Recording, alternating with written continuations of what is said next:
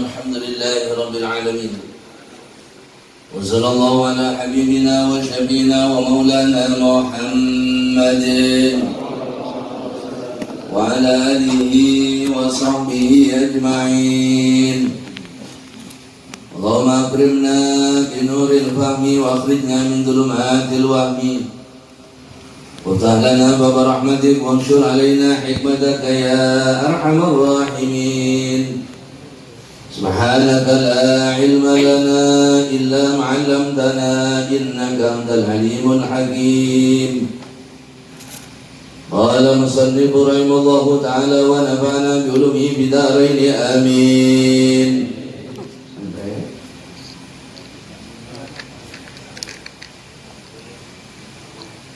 Ibn Umar Mbak Nafi' Ibn Umar wa Nafi'in an Ibn Umar radhiyallahu anhuma qala. Hadis diriwayatkan dari Imam Nafi' dari Abdullah bin Umar radhiyallahu anhuma qala naha Rasulullah sallallahu alaihi wasallam an asy-syighar wa asy-shigharu ay yuzawwija ar-rajulu ibnatahu ala ayyuzawwijahu al-akhara ibnatahu ala ayyuzawwijahu al-akharu ibnatahu wa laysa bainahuma sadaqun. Muttafaqun alaih. Hadis riwayat dari Nafi' dari Sayyidina Abdullah bin Umar radhiyallahu anhu maqala, beliau mengatakan Rasulullah SAW melarang tentang syighar. Dan syighar itu adalah apabila seorang laki-laki menikahkan anak perempuannya dengan tanpa mahar, kemudian dengan syarat dia menikahkan atau orang tersebut menikahkan dengan yang lain juga tanpa mahar. Rawahul Bukhari Muslim, hadis riwayat Bukhari dan Muslim. Wa tafaqa min wajhin akhar ala anna tafsir asy-syighar min kalam Nafi'.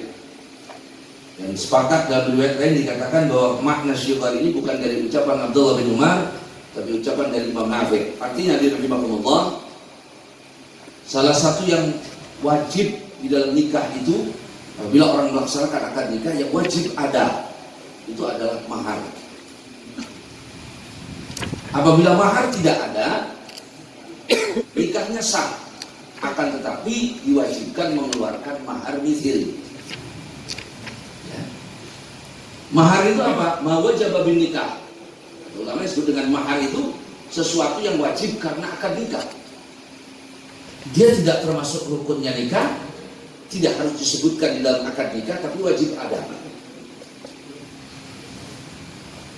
Mahar itu syaratnya sesuatu yang bisa diperjualbelikan, sah untuk jadi alat tukar, atau dalam bahasa kitanya sesuatu yang mempunyai nilai ekonomi. Apapun itu yang punya nilai ekonomi boleh dijadikan mahar. Mahar itu ada dua. Satu, ada mahar musamma. Mahar musamma itu mahar yang disebutkan di dalam akad nikah. Saya nikahkan engkau pada fulanah binti fulan dengan mas kawin 100 gram misalnya. Nah, itu yang disebut dengan 100 gram itu namanya mahar musamma. Mahar yang disebutkan di dalam akad nikah.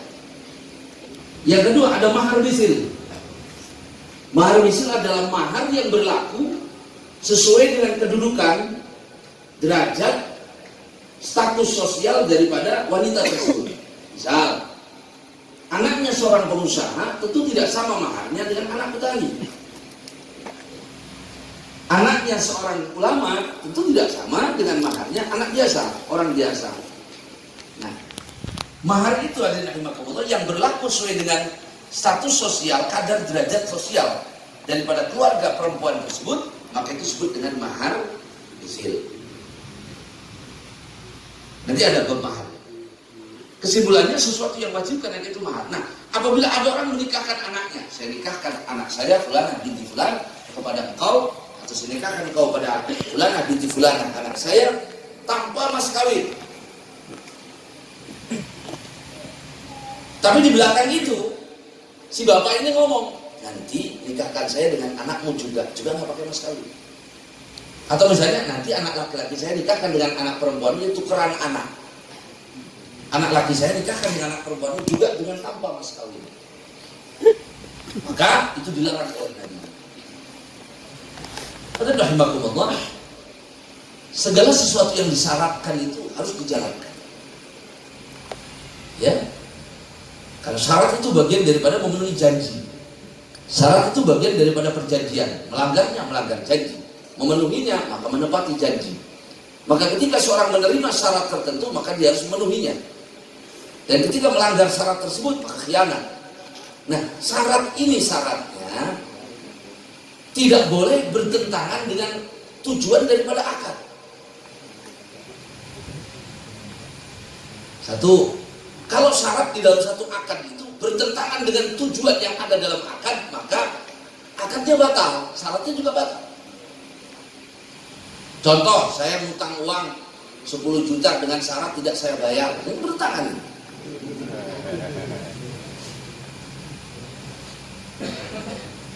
Nah, ini dia menikahkan putrinya dengan syarat tidak dia berikan mahar. Dan nanti anak lakinya dinikahkan dengan misalnya adik perempuan dari laki-laki tersebut dengan tanpa mahar juga. Nah, ini syaratnya bertentangan dengan intisari akad, maka itu membatalkan akad. Bagaimana kalau syaratnya itu berkaitan dengan sesuatu yang di luar akad? Saya nikahkan anak saya nikahkan engkau pada anak saya Fulana binti Fulana dengan syarat engkau tidak menceraikannya sampai mati.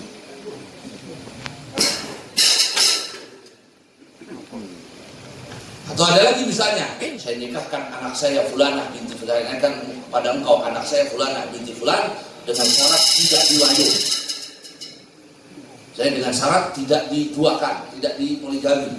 Bagaimana yang seperti itu? Itulah syaratnya tidak berkaitan dengan akad, tapi berkaitan dengan sesuatu yang di luar akad. Kata ulama, jika itu bertentangan, nah, artinya melakukan berkaitan dengan hal yang dilarang, atau menghalalkan sesuatu yang haram, atau mengharamkan sesuatu yang wajib, maka syaratnya batal, akadnya sah. Saya nikahkan pada engkau Fulana binti Fulana anak saya dengan miskin sekian bulan dengan syarat engkau tidak menceraikannya sampai mati. Suami wajib taat apa enggak dengan syarat itu? Sementara saya katakan tadi, setiap syarat itu wajib. Nah, tinggal lihat syaratnya. Syaratnya bertentangan dengan agama apa?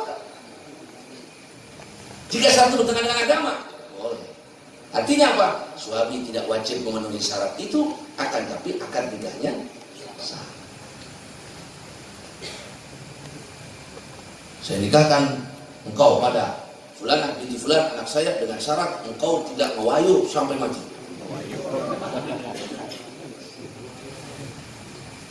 Boleh nggak seperti itu? Nah, kalau bab itu ulama berbeda pendapat.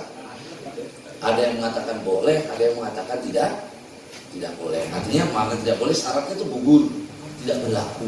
Ada yang mengatakan itu syarat yang harus dipenuhi. Yang benar yang mana? Ya terserah keyakinan masing-masing dari. Hadirin rahimakumullah.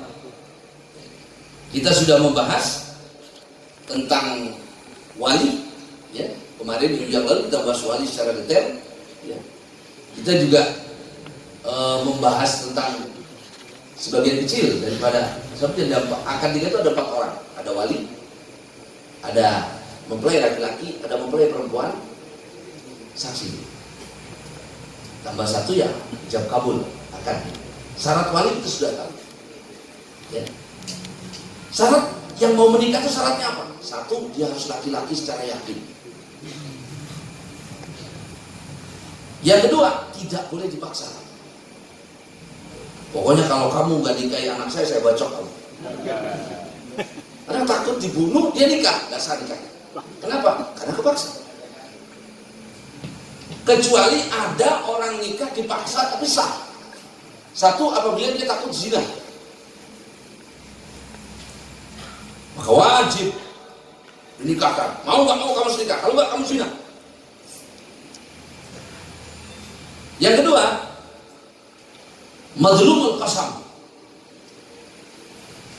Apabila seorang laki-laki punya istri lebih dari 1, kemudian salah satu istrinya tidak dipenuhi haknya, hak mabit misalnya, hak bermalam, kemudian diceraikan oleh suami, maka hakim boleh memaksa suami untuk kembali merujuk istrinya yang diceraikan itu dan memenuhi haknya. Setelah dipenuhi haknya, terserah mau dicerai apa, terus silakan. Hanya dua masalah itu seorang boleh dipaksa nikah. Dua itu syaratnya. Yang ketiga syaratnya laki-laki itu bukan dalam keadaan ihram. Tidak boleh muhrim menikah atau dinikahkan, nanti ada hadis. Ya. Yang keempat, dia tahu perempuannya, tahu namanya, tahu orangnya. Ya. Tidak bisa menikah dengan sesuatu yang tidak jelas. Saya nikahkan engkau pada anak saya, lah bapak kan anaknya 5, yang mana anaknya? Ya.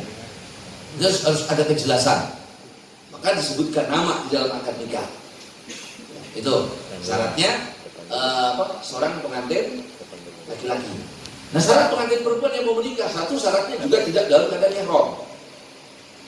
Tidak boleh lagi pakai kain ihram umrah atau ihram haji kemudian menikah. Tapi kalau tidak pakai kain ihram tidak apa-apa, walaupun lagi saya mau nikahnya di Mekah sambil umrah. Tapi setelah tahalul, setelah selesai umrah, dia akan nikah di haram. Boleh? Setelah haji dia akan nikah, boleh. Yang tidak boleh lagi pakai ihram dalam keadaan masih melaksanakan haji, dia menikah atau dinikahkan tidak boleh. Tuh. Yang kedua syaratnya dia perempuan secara yakin, nggak boleh jadi-jadian.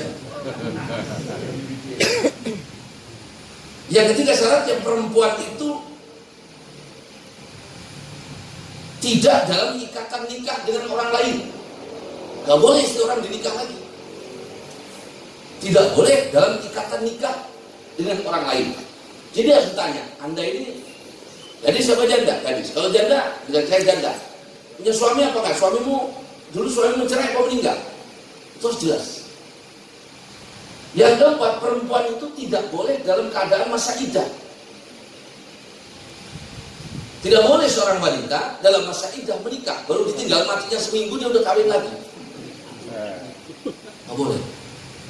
Dia ada iddahnya. Kalau ditinggal mati 4 bulan 10 hari. Kalau dia ditinggal dicerai oleh suaminya, maka 3 kali suci. Kalau dia datil puluh, maka 3 kali suci.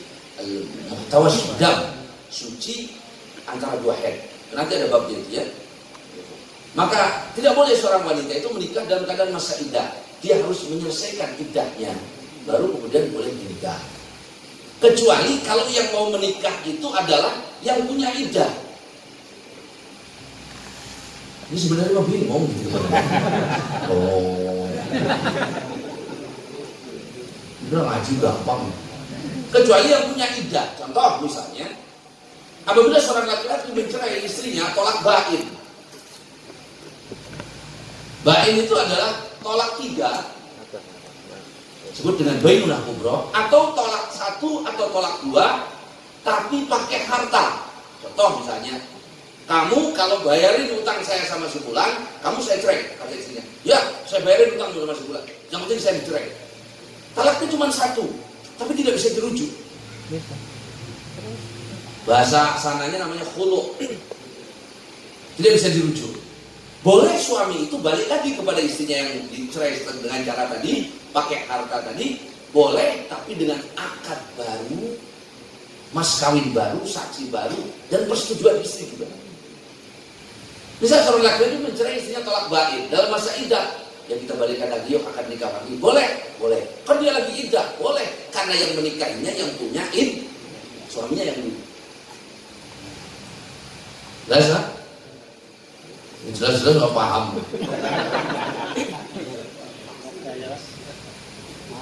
Itu pengantin perempuan ya, syaratnya. Yang kemudian tidak ada aib ya. Nanti kalau ada nanti ada babnya tentang aib yang berhak untuk memilih antara istri dan suami itu boleh memilih antara meneruskan akad nikah atau membatalkan akad nikah. Ya, itu ada beberapa masalah yang merusak akad nikah sehingga secara otomatis akad nikah menjadi batal, menjadi tidak sah. Wa Ibnu Abbas radhiyallahu anhu anna jariyatan bikran atatin Nabiy sallallahu alaihi wasallam. Hadis riwayat dari Sayyidina Abdullah bin Abbas radhiyallahu anhu bahwa seorang perempuan, anak perempuan gadis datang kepada Nabi SAW. Fadzakarat, kemudian dia menceritakan anna abaha zawwajaha wa hiya karihatun, bahwa bapaknya menikahkan dia dan dia enggak senang, enggak suka, dipaksa nikah. Fakhayyaraha Rasulullah SAW. Maka Nabi SAW memerintahkan anak perempuan untuk memilih antara meneruskan akad nikah atau menceraikan. Nah, awas. Hadis ini menceritakan ada seorang perempuan datang kepada Nabi. Dia gadis dan mengatakan, ya Rasulullah, saya dipaksa nikah dengan si fulan oleh bapak saya. Padahal saya nggak senang sama si fulan. Maka kemudian Nabi mengatakan, kau boleh meneruskan nikahmu atau kau boleh menceraikan, minta cerai. Rawahu Ahmad, wa Abu Dawud, wa Ibnu Majah. Padahal pengajian yang sebelumnya kita membahas bahwa seorang ayah, wali itu ada dua. Ada wali mujbir, ada wali ghairu mujbir. Wali mujbir itu wali yang boleh memaksa anaknya menikah walaupun anaknya tidak senang. Dan wali mujbir itu cuma dua orang, bapak sama kakek, tidak boleh yang lain. Wali ghairu mujbir adalah wali yang tidak bisa menikahkan seorang wanita di bawah kewaliannya kecuali dengan izin daripada wanita tersebut, ya selain daripada bapak dan kakek. Nah, bagaimana dengan hadis ini? Wanita ini dipaksa nikah, kemudian dia mengadu kepada Nabi, dan Nabi boleh memilih. Kata Nabi, ya kau teruskan nikah atau kau batalkan, kau minta cerai. Bagaimana jawaban hadis ini? Sementara kita katakan bahwa bapak itu boleh memaksa nikah, harusnya nikahnya sah. Kata ulama, jawaban hadis ini bahwa wanita itu dipaksa menikah dengan seorang laki-laki yang tidak kufu. Kita sudah bahas dulu lalu bahwa yang menjadi tolak ukur kufu itu ada 6. Ada 6. 1, nasabun, sahab. Seorang Hashimi tidak kufu dengan orang bukan Hashimi. Keluarga Nabi yang bernasab kepada Nabi tidak bisa seorang wanita yang anak keturunan Rasulullah menikah dengan yang bukan keturunan Rasulullah. Orang Arab tidak kufu dengan yang bukan Arab. Jelas standar itu. Ya. Mau tahu diri lah kalau mau ngelamar orang Arab tidak kufu. Itu nasab. Kemudian yang kedua, dinun, agama. Seorang santri, seorang anak perempuan yang belajar agama, taat agama, mengerti agama, dia tidak kufu dengan preman yang tidak mengerti agama atau banyak berbuat dosa besar. Seorang yang afifah, yang pandai menjaga harga dirinya, seorang wanita pada menjadi tidak kufu dengan laki-laki yang fasik. Yang ketiga, sonatun, pekerjaan.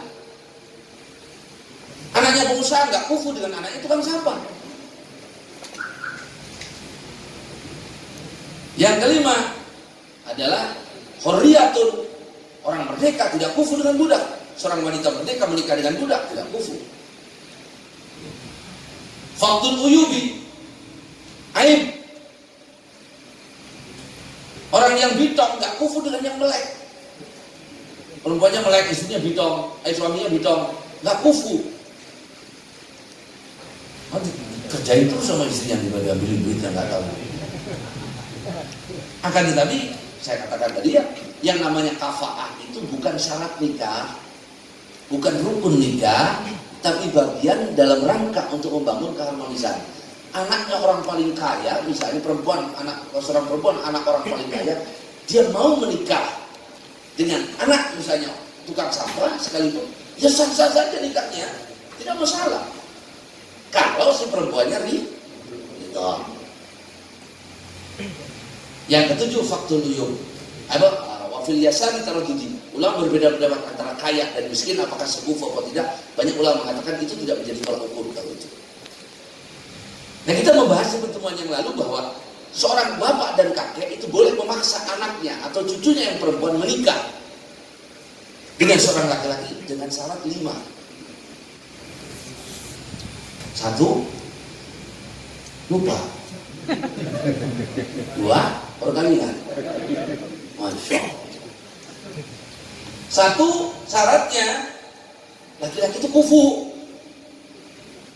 Tidak bisa seorang bapak memaksa anak perempuannya yang taat beribadah dinikahkan dengan preman. Gak bisa. Kalau ijbarnya tidak bisa, nikahnya tidak sah. Yang kedua, Laki-laki itu musirat, laki-laki itu mampu membayar mahar. Jangan paksa anak kita menikah dengan orang yang tidak mampu membayar mahar mithil. Anak kita, anak perempuan kita ini kelasnya maharnya itu misalnya 500 gram, dinikahkan dengan orang yang mau ngasih mahar 2 gram. Ini nggak kufu, nggak bisa dipaksa. Yes? Yang ketiga, tidak ada permusuhan antara si anak perempuan ini dengan calon suaminya, baik permusuhan dohir ataupun batin. Sudah tahu anak kita perempuan paling benci sama laki-laki itu, kok bapaknya maksa ngawinin sama laki-laki itu kacau nanti rumah tangga. Yang ketiga, tidak ada permusuhan secara batin antara wali dengan anak perempuannya. Kadang-kadang ada bapak benci sama anaknya misalnya, sehingga kemudian karena bencinya itu anaknya yang perempuan dipaksa nikah dengan orang yang tidak sederajat. Nah ini mengkhawatirkan, menjerumuskan si anak perempuan karena kebenciannya kepada kemadaratan di dalam rumah tangga. Yang kelima, maharnya harus cash, tidak bisa diminta.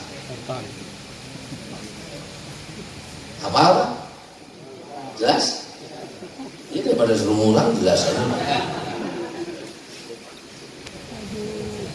Jadi maksud daripada hadis ini, kok kenapa tidak boleh? Kenapa Nabi membolehkan untuk membatalkan akad nikahnya?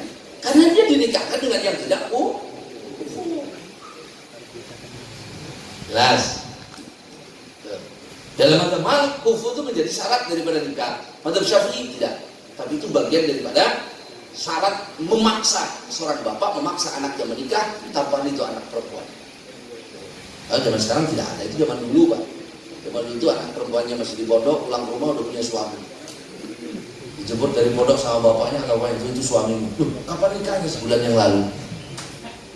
Kadang-kadang anaknya lagi main dipanggil, nah sih nak, itu suamimu. Terus saya jadi Aisyah. Saya Abu Bakar itu menikahkan Sayyidah Aisyah, tidak tahu. Nabi SAW didatangi malaikat Jibril, kata Jibril, ya Rasulullah, nikahi perempuan yang ada di gambar ini, bukan gambar, yang ada di kain ini. Jibril memegang kain. Di kain itu ada bayangan wajah Aisyah. Maka disampaikan kepada Sayyidina Abu Bakar senangnya luar biasa, langsung Nabi dinikahkan. Itu Sayyidah Aisyah lagi main, Pak. Kata Abu Bakar, Aisyah, sini ada Rasul, ada Nabi. Dia anak kecil, nengok. Bebok. Nabi senang. Sah nikahnya, sah. Ya. Dan tidak ada pernikahan yang istimewa luar biasa, penuh berkah setelah pernikahan Sayyidah Khadijah. Di antaranya dengan Sayyidatina Aisyah, ini pernikahan Nabi dengan Sayyidatina Aisyah radhiyallahu anha. Ya. Sehingga kemudian menjadi penyambung ilmunya Nabi, menyambung kepada umat. Ya. Nabi mengatakan, ambillah ilmu kalian dari Humairah, dari Sayyidatina Aisyah. Dan Aisyah banyak meriwayatkan hadis, cerdas, pintar, disebut dengan muksirun, termasuk sahabat Nabi yang banyak meriwayatkan hadis. Maka ketika setelah Nabi meninggal, banyak sahabat dan tabi'in itu yang berdatangan belajar bertanya tentang hadis Nabi dari Sayyidatina Aisyah. Ini salah satu hikmah keberkahannya. Dan banyak ayat turun gara-gara Sayyidatina Aisyah. Ya. Saat Nabi SAW itu mengajak Sayyidatina Aisyah itu untuk berangkat ke medan perang. Nabi itu kalau berangkat perang istrinya jajak. Kan jalan-jalannya perang dulu. Saya diundi. Nah, kebetulan undian itu yang keluar adalah Sayyidatina Aisyah. Nabi berangkat dengan Sayyidatina Aisyah ke medan perang, namanya perang Quraisy. Selesai berperang, Nabi berangkat pulang. Di tengah jalan, Sayyidatina Aisyah ngomong kepada Rasulullah, kalung saya jatuh. Maka Nabi menghentikan semua pasukan, berhenti, cari kalungnya Aisyah. Untuk dicari di padang pasir, gak ketemu. Sampai datang waktu zuhur, satu riwayat waktu asar, berhentinya di padang pasir, tidak ada air untuk sholat. Dan waktu itu Nabi bikinkan tenda dan Nabi beristirahat. Kepala Nabi diletakkan ada di pangkuan Aisyah. Tidur kepalanya di pangkuan Aisyah. Masya Allah, mesranya Nabi.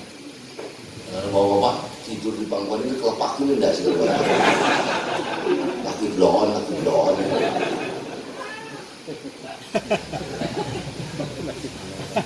Dilus-lus, Nabi tidur. Satu saat begitu itu datang Abu Bakar Siddiq karena pasukan semua bingung. Kita mau sholat air nggak ada. Sayyidina Abu Bakar masuk melihat Nabi lagi tidur, Sayyidina Aisyah duduk, itu dicubit Sayyidina Aisyah. Gara-gara kamu, itu bahasa kita. Gara-gara kamu, semua orang jadi susah. Nabi berhenti di tempat yang gak ada air ini. Ini gara-gara kamu kalungnya hilang. Sayyidina Aisyah menahan cubitan Nabi, cubitan bapaknya supaya tidak bergerak, supaya Nabi tidak bangun. Nah, ini dalil. Diambil dalil bahwa kita yang jadi orang tua, sekalipun anak kita sudah menikah, sudah punya suami, anak perempuan kita tetap punya hak mengingatkan anak kita kalau salah. Jangan, itu udah tanggung jawab suaminya. Kita punya hak. Sayyidina Abu Bakar mengingatkan Sayyidina Aisyah. Ya.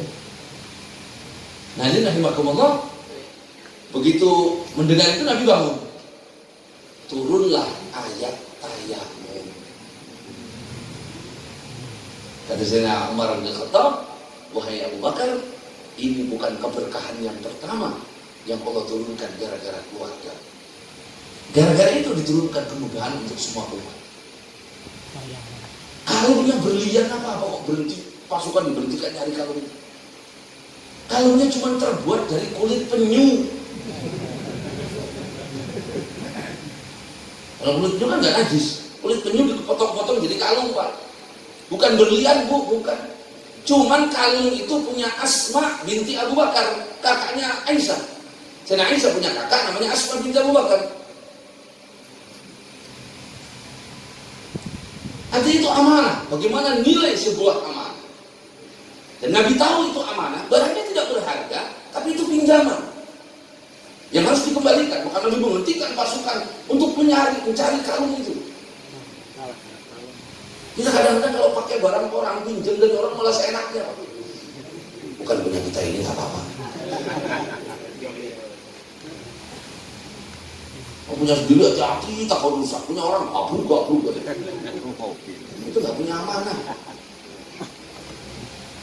Dan subhanallah, begitu akhirnya semua sahabat tayamum, sholat.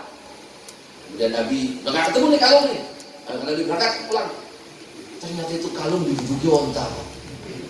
Jatuh diduduki onta.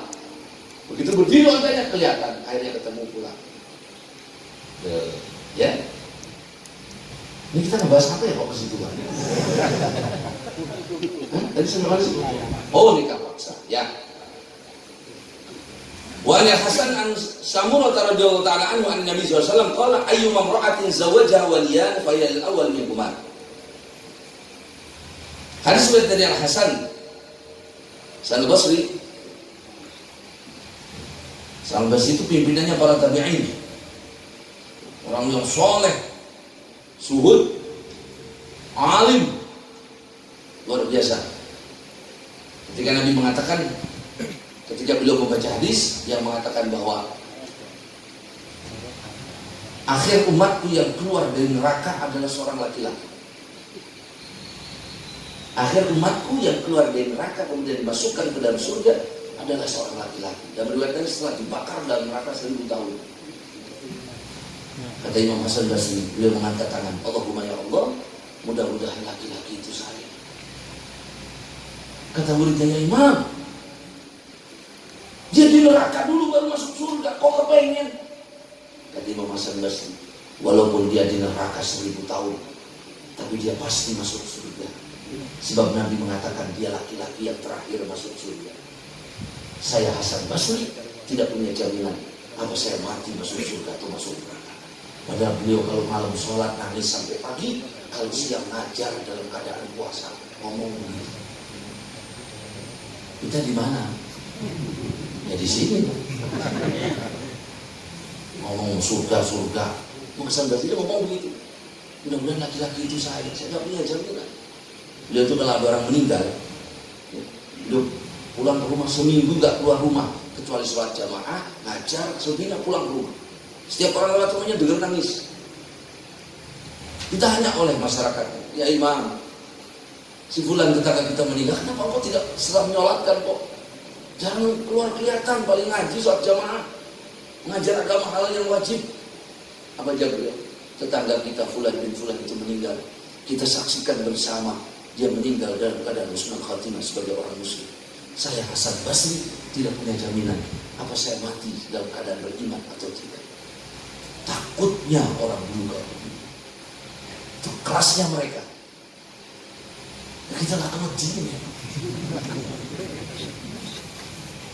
Mau kita ke surga. Emang Bapak punya saham di surga? Pasti benar masuk surga. Mudah-mudahan semuanya min ahli jannatin na'im. Ayu mamra'atin zawaja waliyan fayal awal minhuma. Wanita yang dinikahkan oleh wali, dua orang wali, maka yang sah adalah yang pertama. Kadang-kadang ada juga pasal-pasal aja belum ada, Nabi tinggal sampaikan. Ada seorang wanita punya kakak beradik, kakaknya nikahkan dia sama si A, adiknya maksa yang laki-laki, adiknya maksa dia nikah sama si B. Sudah dinikahkan sama si A, dinikahkan lagi sama si B. Kata Nabi, yang sah yang pertama, yang kedua batal. Jelas? Tidak masalah.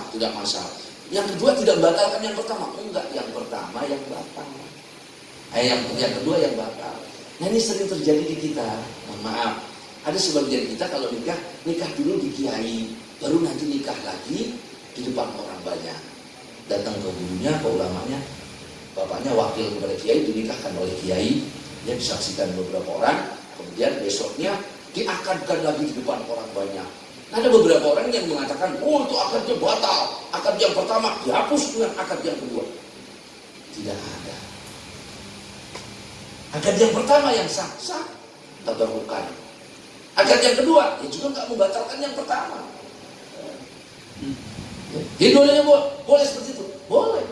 Datang kiai, kami mohon berkahnya, saya wakil kepada kiai untuk nikahkan anak saya. Nanti di depan umum bapak langsung nikahkan lagi sendiri. Boleh, ada beberapanya. Kadang-kadang menjadi keributan dengan mengatakan, oh nikahnya nggak sah, nikah yang kedua ini membatalkan yang pertama. Justru yang pertama yang sah, yang kedua yang artinya sudah selesai nikahnya, ini tidak masalah. Rawahu Ahmad wal Arba'ah wa hasanahu Tirmidzi, hadis riwayat Hasan riwayat Imam Tirmidzi. Wan Jabir radhiyallahu ta'ala anhu qala qala sallallahu alaihi wasallam ayyuma 'abdin tazawwaja bi ghairi idzni mawali aw ahli fa huwa ahir. Dan Sayyidina Jabir bin Abdullah, Nabi SAW bersabda, budak mana saja yang menikah tanpa izin walinya, tanpa izin pemiliknya atau keluarganya, maka dia zina. Apabila seorang budak mau menikah, maka budak itu walinya adalah majikannya. Budak itu yang dijual beli di pasar. Dulu ada, dan Islam itu anti perbudakan. Sebagai bukti, banyak kafaroh di dalam Islam itu membebaskan budak. Kalau orang melanggar sumpah, hukumannya apa? Bebaskan budak. Berhubungan suami istri yang ada bulan Ramadan, bebaskan budak. Kafalah membunuh orang, bebaskan budak. Supaya apa? Supaya tidak ada perbudakan. Tapi kalaupun itu ada, seorang budak tidak bisa menikah, ya, kecuali walinya itu adalah majikan. Jadi ada budak perempuan mau menikah dengan budak laki-laki, yang jadi wali siapa? Ya majikannya, pemilik budak perempuan itu siapa? Ya, itu. Kalau itu bahas budak, karena nanti di akhir zaman akan ada lagi. Ketika terjadi banyak peperangan, malahin yang mendekati hari kiamat, itu akan timbul kembali yang namanya perbudakan. Kalau sekarang ya nggak ada, tapi kalau ya, di akhir zaman akan ada lagi. Wan Abi Hurairah radhiyallahu anhu anna Rasulullah sallallahu alaihi wasallam la yujma'u bainal mar'ati wa amatiha wa la bainal mar'ati wa khalatiha, muttafaqun alaih. Hadis Abu Hurairah radhiyallahu anhu, Rasulullah SAW bersabda, tidak boleh mengumpulkan seorang wanita dengan bibinya. Bibinya dinikah, ponakannya dinikah, nggak boleh. Harus ceraikan salah satunya. Kakak adik dinikah, nggak boleh. Zina. Kakaknya dinikah. Beberapa bulan dia melihat adiknya lagi dinikah lagi. Haram. Zina. Tidak boleh. Ya. Kalau mau, ya diceraikan salah satunya. Ya terjadi. Dan saya pernah membatalkan itu. Artinya, nggak sah. Ceraikan salah satunya. Nggak boleh begitu. Kamu pilih adiknya apa kakaknya? Dia pilih adiknya masih muda. Ya sudah, kamu ceraikan kakaknya. Nggak boleh mengumpulkan. Nggak boleh mengumpulkan kakak dengan adiknya. Nggak boleh mengumpulkan keponakan dengan bibi. Bibi yang dinikah, ponakannya dinikah lagi. Nggak boleh. Kecuali salah satunya sudah meninggal atau diceraikan. Ya. Dan selama masa iddah juga tidak boleh. Misalnya bibinya diceraikan. Dalam masa iddah, nggak boleh laki-laki itu menikahi ponakannya. Harus nunggu bibinya selesai iddah, baru menikah dengan ponakannya. Tidak boleh mengumpulkan dua orang yang mahram dalam satu akad nikah, yang diharamkan menjadi nikah dalam satu akad nikah. kakak beradik dalam satu akad nikah. Mahram itu bukan mahram laki-laki, tapi kakak beradiknya itu si perempuan yang tersebut. Ya, tidak boleh. Harus diceraikan salah satunya, baru kemudian. Tidaklah seperti Majusi, Pak. Majusi itu agama yang menyembah api. Majusi itu bapak nikahi anak. Saking agama menyembah api. Dulu ada. Ya sekarang pun di India tuh menyembah api, yang pun sama. Majusi. Saat ada seorang muslim punya teman orang Majusi. Teman Majusinya ngomong, tolong lamarin adik saya yang perempuan itu. Nah, kata Islam nggak boleh dong kakak nikahi adiknya. Kata orang Majusi, dalam agama kami boleh. Nah, ini datanglah muslim ini kepada bapaknya, Pak, saya melamar putri bapak untuk dinikah oleh kakaknya, teman saya. Apa kata bapaknya? Ya telat, dia lagi ngandung anak saya. Saking rusaknya itu agama. Agamanya indah itu Islam saja. Itu agama-agama yang alhamdulillah ya. Itu banyak, zaman Nabi banyak, ya, setelah ini juga ada beberapa yang agama Majusi tersebut kafir. Nah ini hadirin rahimakumullah. Kalau nggak bersaudara, silakan. Yang bersaudara, yang tidak boleh. Wa Utsman radhiyallahu ta'ala anhu qala Rasulullah sallallahu la yanqihul muhrimu wa la yunkih. Tidak boleh orang itu dalam keadaan berihram, baik ihram haji ataupun umrah, dalam keadaan pakai pakaian ihram, belum tahallul, tidak boleh dinikahkan atau menikahkan. Kita sudah bahas, apabila seorang wanita walinya berangkat haji atau berangkat umrah, kemudian dalam keadaan berihram di sana dan dia mau menikah pada tanggal itu, maka kewaliannya berpindah kepada hakim. Mewakilkan juga tidak boleh kalau dalam keadaan ihram. Ya, jadi dia tidak boleh dinikahkan, dia jadi pengantin laki tidak boleh. Juga tidak boleh menikahkan sampai bertahalul. Maka larangan ihram, muharramatil ihram, di antara yang dilarang dalam ihram adalah menikah atau dinikahkan. Wa Ibnu Abbas radhiyallahu anhu tazawwaja Nabi sallallahu alaihi wasallam Maimunah wa huwa muhrim. Nah, tafaqun alaih. Hadis riwayat Abdullah bin Abbas radhiyallahu anhu bahwa Nabi SAW menikah Sayyidatina Maimunah bintil Harits dalam keadaan muhrim. Nah, itu boleh. Hadis pertama nggak boleh. Hadis pertama mengatakan muhrim tidak boleh dinikahkan atau menikahkan. Hadis yang kedua, Nabi SAW menikah dengan Sayyidatina Maimunah bintil Harits dan beliau dalam keadaan berihram. Yang benar yang mana? Ya dua-duanya benar. Dua-duanya benar bagaimana? Lah jangan sembarangan. Kita cukup pakai hadis sama Quran sama hadis saja. Nggak bisa kelas kita, Pak. Hadis itu kalau bertentangan, derajat hadisnya sama, kelasnya sama-sama sahih misalnya, dua hadis bertentangan, sama-sama sahihnya, sama-sama kuatnya. Maka caranya bagaimana?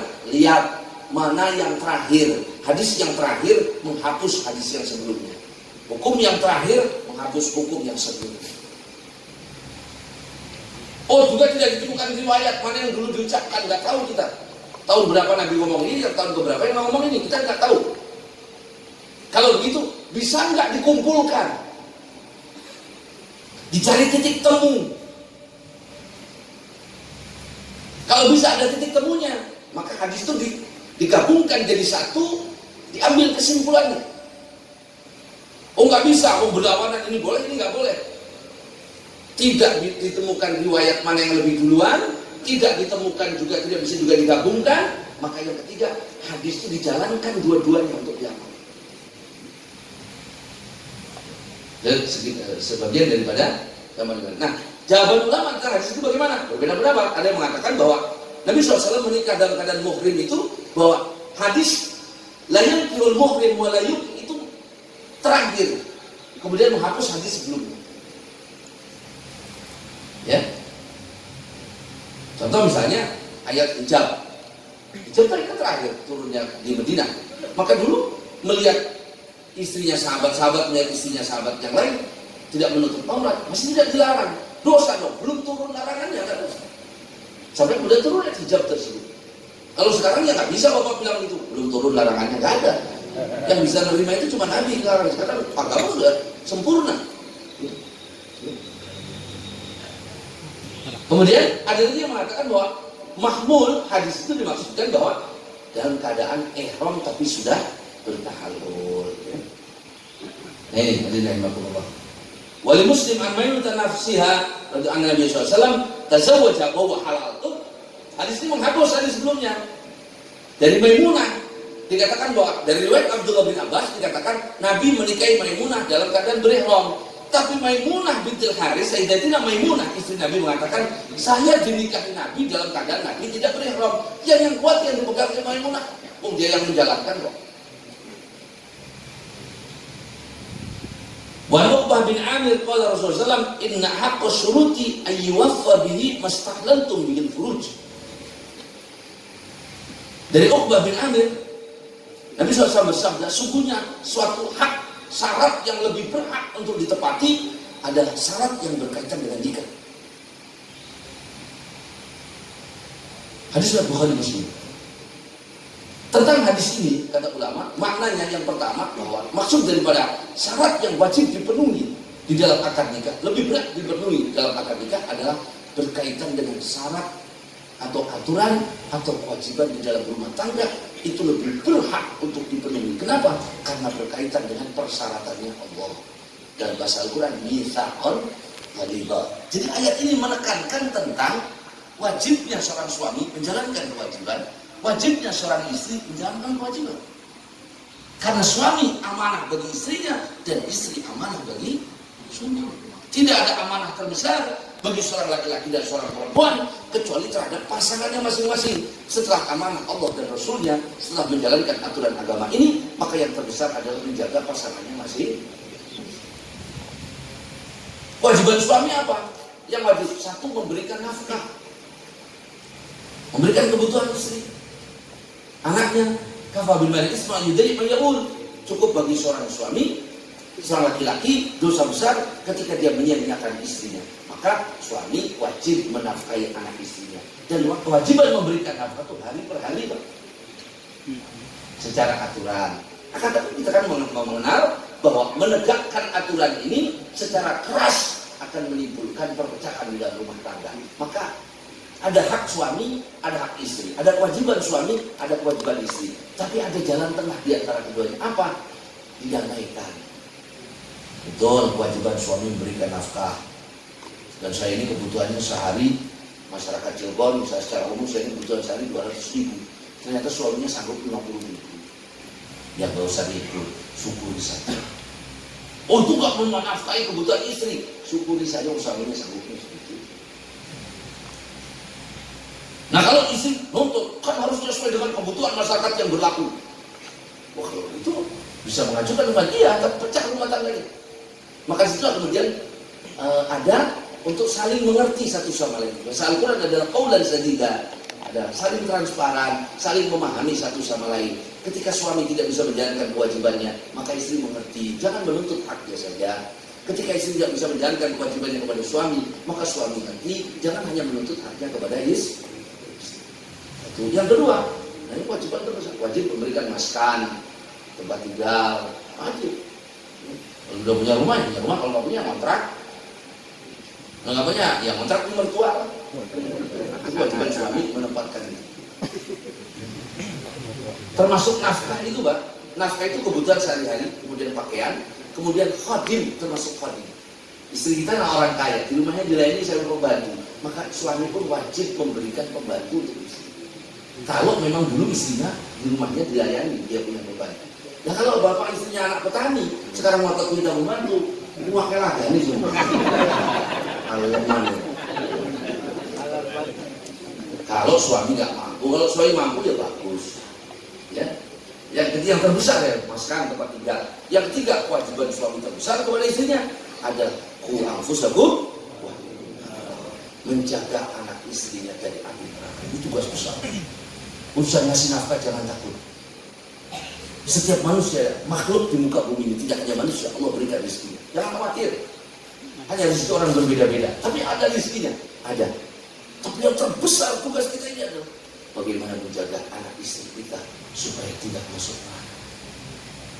Saya sering mengatakan, Dayus itu seorang laki-laki, seorang bapak, seorang suami yang tidak diberikan baunya surga, padahal baunya surga tercium dari jarak 500 tahun. Jangan pengen masuk surga, baunya saja tidak diberi oleh Allah. Siapa yang Rasulullah? Al-muqirru bi fasadi aqli. Seorang laki-laki, seorang bapak, seorang suami yang diam saja melihat kerusakan yang ada di dalam rumah. Mana kerusakan banyak? Ada ulama mengatakan yang dimaksud adalah seorang laki-laki yang diam saja melihat anak istrinya melanggar aturan agama. Rajin ke masjid, rajin puasa, rajin baca Quran, tapi anaknya tidak nutup aurat, anak perempuan tidak nutup aurat, diam saja. Hayus. Rajin kita ngaji, tapi istri kita bepergian tidak menutup aurat. Hayus. Rajin kita beribadah, tapi istri kita bepergian di atas 84 km sendiri tanpa ditemui oleh mahramnya. Hayus. Kayaknya memikir menangkapnya.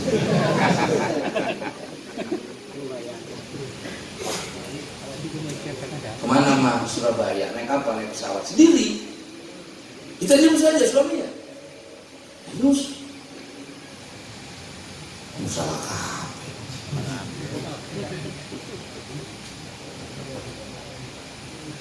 Tidak mencium baunya surga, ada tercium jarak 500 tahun. Amaliyahnya ke keluarga kita saja tidak ada. Ma, bukannya saya benci, bukannya apa. Kewajiban saya sebagai suami mengingatkannya. Tutup aurat, pakai kerudung. Kalau bepergian tutup aurat. Kenapa? Ya kalau tidak saya akan dihisab di hadapan Allah. Tidak mencium baunya surga. Anak tidak sholat, ingatin. Nah, sudah sholat apa belum? Sholat. Kita nanya setiap hari, nah udah makan apa belum? Anak kita nggak sholat, sholat. Perintahkan sholat umur 7 tahun. 10 tahun nggak sholat, kubur. Ambil sorban, ambil kain, sholat. Ambil sejadah. 10 tahun dipukul pakai sejadah. 12 tahun nggak sholat, pokoknya sekalian. 10 tahun suruh dipukul, 15 tahun nggak sholat. Sekarang ada bapak yang ngingetin anak-anaknya untuk sholat. Jarang. Ada suami yang mengingat, "Ma, jangan lupa sholatnya." Udah sholat belum? Kalau nggak disiapin makan kita marah, tapi istri kita nggak sholat kita nggak marah. Ingatkan itu. Kenapa? Itu tugas tanggung jawab kewajiban suami kepada anak istrinya. Bapaknya tukang sholat, tukang puasa, rajin ibadah. Anaknya tidak sholat diam saja. Istrinya tidak sholat diam saja. Maka bapak yang seperti itu, laki-laki yang seperti itu, di akhirat ditarik oleh Allah, dikumpulkan bersama orang yang tidak sholat. Innalillah. Saya akan sholat ya Allah. Iya, tapi anakmu nggak sholat. Kumpulnya sana sama orang nggak sholat. Buat sendiri aja. Tapi suami saya jarang sholat kan. Makanya saya juga jarang sholat katanya. Ini mau kebo, kok benar kebo.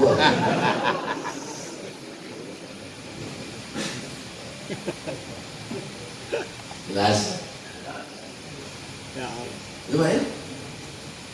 Tegur dengan bahasa yang indah, dengan bahasa yang baik. Jangan marah-marah, jangan bawa-bawa umpan. Ini kan kata Ustaz mah. Wah, Ustaz itu jaga kaca.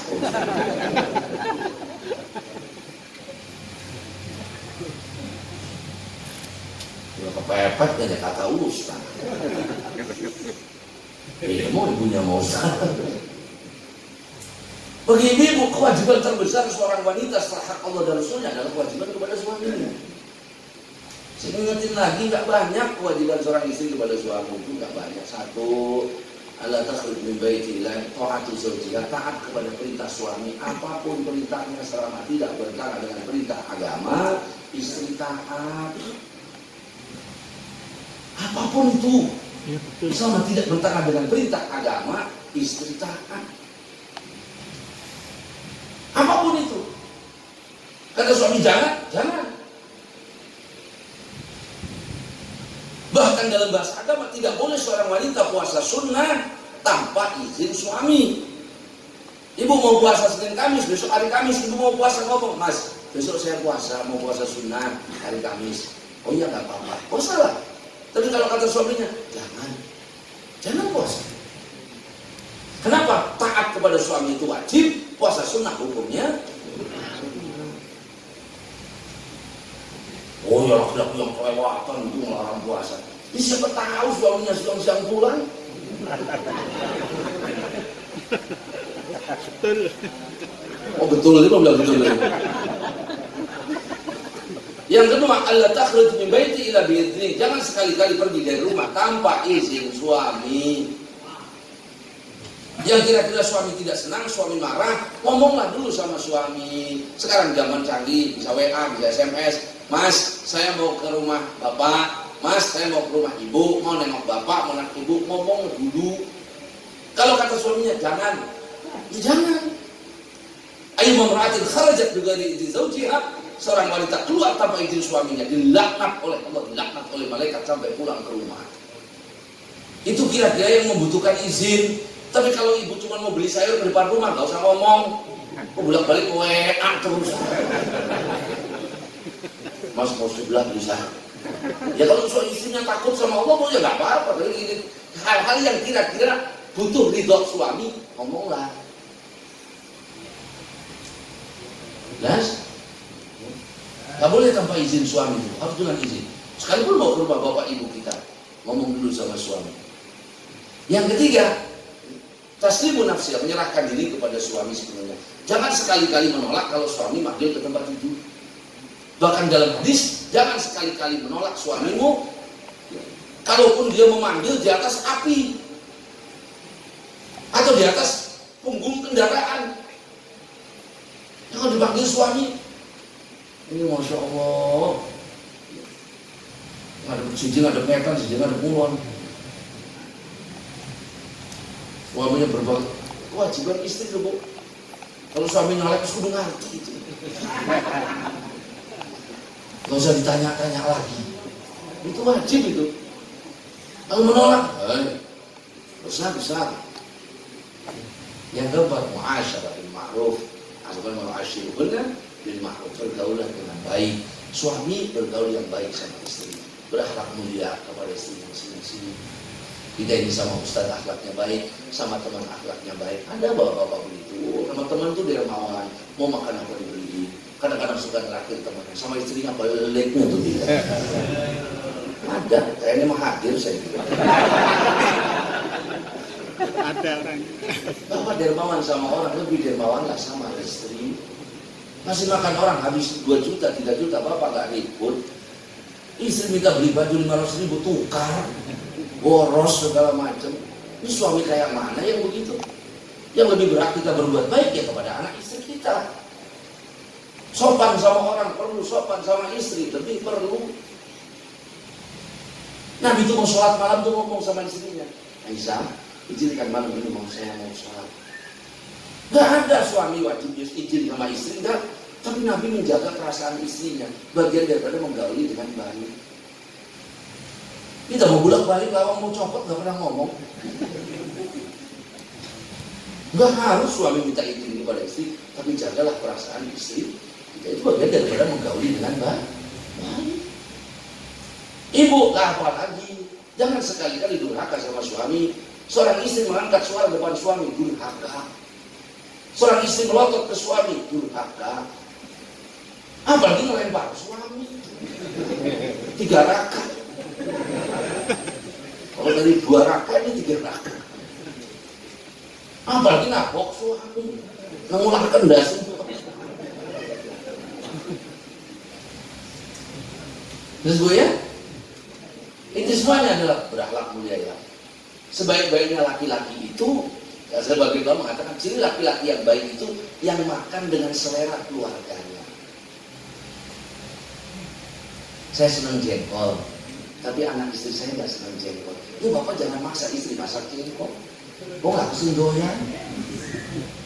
Mau jengkol, enak, harus masak. Itu bukan suami yang baik. Suami yang baik pemakan yang mengikuti selera keluarganya. Nah kita mau kembali. Suami yang baik itu yang disegani, bapak yang baik itu yang disegani oleh anaknya, bukan ditakuti. Ini mau, Masya Allah, baru mobilnya datang, sup, anak lagi nangis, rap, dia. Itu burung yang bunyi, bak, dia. Rumah takut semua. Sayyidatina Aisyah lagi main sama teman-temannya. Nabi itu nikah masih kecil, lagi main ngobrol sama teman-temannya. Nabi datang, assalamualaikum katanya. Itu yang lagi main, nengok Aisyah nengok, waalaikumsalam, main lagi. Nengok, senyum, main lagi. Nabi senyum masuk rumah. Begitu Sayyidina Umar datang lewat, assalamualaikum. Nengok, wah, hilang semua. Ngumpet semua di rumah. Kata Aisyah, kata Umar, Nabi lewat, kalian gak ada yang ngumpet. Saya lewat, kalian lari semua. Ya Umar, kalau Nabi kami jamin tidak akan menyakiti kamu. Tapi kalau engkau, apa jaminannya gak nyakiti kamu?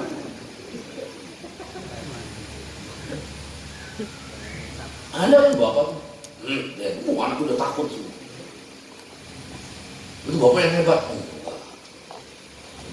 Itu bukan kayak ke anak, kayak ke budaknya saja. Ya. Jadi, bagaimana menempatkan posisi yang baik. Ya. Nah itu ada yang Allah. Maka kalau syaratnya, itu makna yang pertama. Makna yang kedua, bahwa syarat yang wajib dipenuhi adalah syarat yang berkaitan dalam nikah. Nah kita bahas seperti yang tadi. Kalau ada syarat yang berkaitan dengan akad nikah, bertentangan dengan tujuan akad nikah, maka syaratnya batal.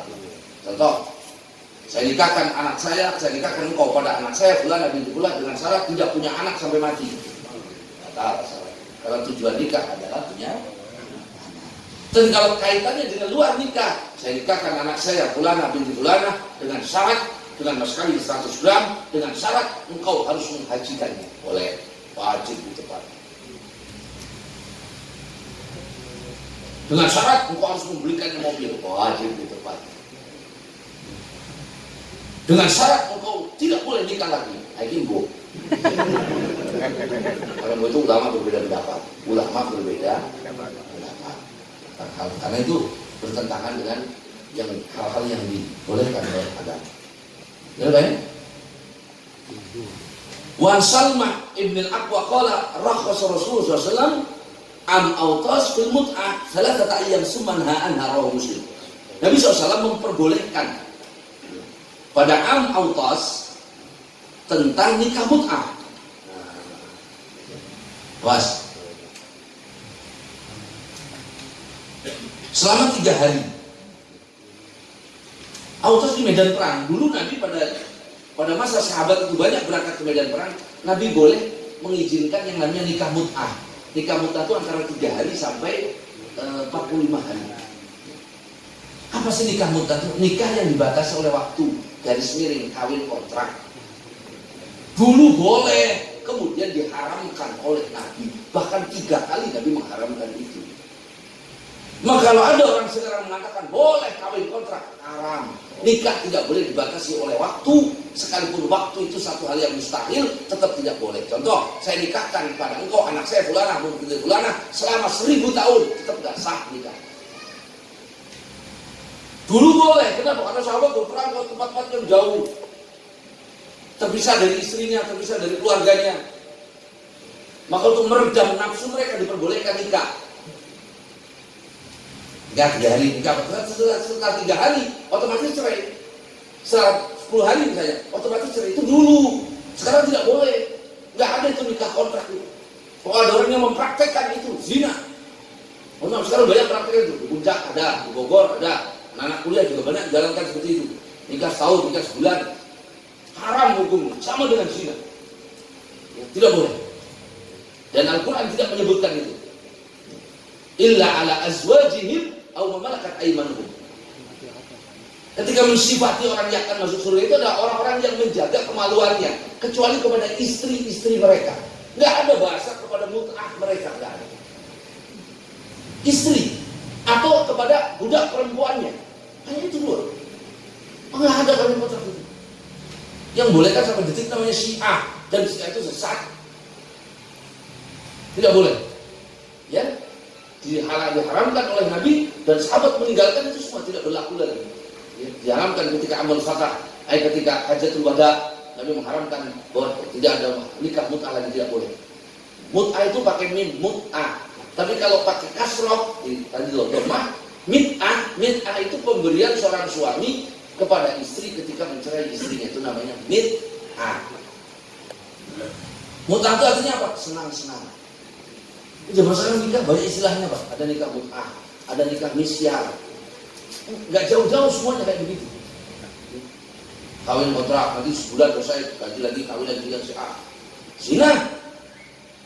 Orang yang teriak-teriak membolehkan nikah mut'ah, berarti ingin melegalkan perzinahan, melegalkan pelacuran.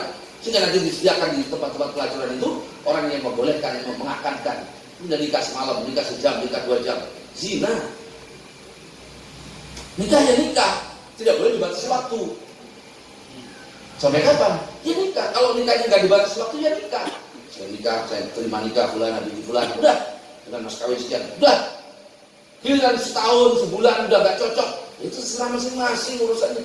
Siapa yang bertakwa kepada Allah, saya tergantung kadar ketakwaannya masing-masing. Ya? Tapi tidak boleh. Saya nikahkan anak saya bulan, habis bulan selama sebulan, selama seminggu. Nah, itu namanya nikah mut.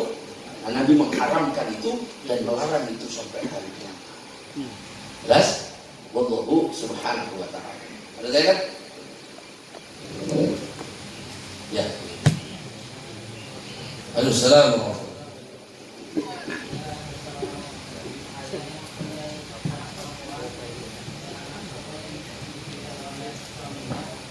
Ya Pak? Ketika terjadi suami.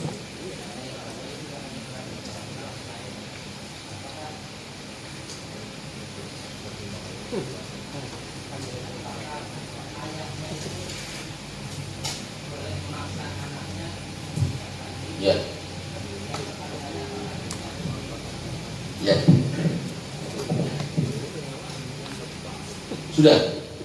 Ada seorang wanita ditinggal oleh suaminya. Suaminya hilang. Tidak pulang-pulang, tidak diketahui keberadaannya. Diketahui keberadaannya apa enggak? Enggak ada keberadaannya. Ya. Sudah 7 kali lebaran enggak ya? Enggak pulang-pulang. Hilang. Nah, boleh kasih bapak dari perempuan ini menikahkan secara paksa. Masalahnya, hadirin rahimakumullah, pernikahan itu menjadi putus apabila mati atau cerai. Maka seorang wanita yang ditinggal pergi oleh suaminya tanpa mengatakan cerai tidak bisa dinikahkan oleh siapa. Sampai menunggu kabar suaminya apakah dia mati atau cerai. Sampai kapan? Tidak bisa. Harus dicari sampai ketemu. Dan itu terjadi Pak. Terjadi. Saya pernah ada orang bertanya kepada saya bahwa ada seorang wanita di tempatnya yang suaminya hilang sudah bertahun-tahun. Dia mau menikah, boleh apa tidak? Saya bilang nggak bisa. Harus dicari keberadaan suaminya. Sudah dicari nggak ketemu. Kalau nggak ketemu, dikira-kirakan kecuali ukuran suaminya mati. Ukuran suaminya itu mana? Ukuran usia rata-rata orang itu mati kan 60-70 tahun. Ya keburu tua istrinya kan. Nah gitu. Dan yang boleh memutuskan itu adalah hakim. Seorang suami hilang misalnya ya. Maka dicari tidak ketemu, dikira-kirakan kayaknya udah mati nih. Waktu pergi itu umurnya 50 tahun. Hilangnya udah 30 tahun, udah 70 tahun, mati. Maka hakim memutuskan mati, kemudian si perempuan iddah dulu. Baru setelah iddah. Jadi memang tidak bisa dinikahkan itu. Makanya tidak boleh laki-laki itu menggantung perempuan Pak. Dinafkahi enggak, zahir batin, dicerai enggak. Dosa itu. Tadarua kalau mu'allaqah gantung aja. Jaring enggak saya cerai, enggak bisa nikah sama yang lain. Haram itu. Kalau Anda masih senang, nafkahi dia. Anda enggak senang, ceraikan dia, sudah menikah dengan yang lain. Tidak bisa disebut itu. Jelas. Dia tidak bisa berjalan, harus diangkat masalahnya kepada hakim, nanti hakim yang memutuskan apakah meninggal atau tidak. Nah setelah itu baru kemudian dia beriddah. Selesai iddah baru boleh menikah. Dan tidak bisa dipaksa. Kenapa tidak bisa? Karena janda. Yang bisa dipaksa cuma gadis. Kalau janda harus izin. Ada ini? Saya paham Pak. اللهم صل على سيدنا محمد في الاولين والاخرين وبارك وسلم على ساداتنا سيدنا رسول الله اجمعين. الحمد لله رب العالمين حمدا يوافي نعمه ويكافئ مزيدا.